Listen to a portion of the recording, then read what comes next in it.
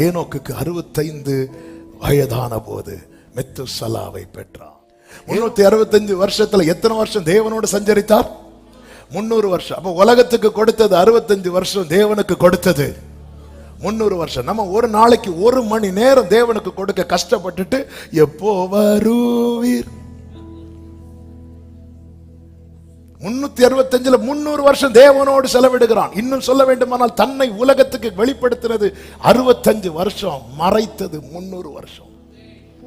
தன்னை உலகத்துக்கு கொஞ்சம் தான் காட்டுகிறான், தேவனுக்கு நிறைய காட்டுறான். உலகத்துக்கு தன்னை அதிகம் காண்பிக்கிறவன் தேவனுக்கு தன்னை காண்பிக்க முடியாது.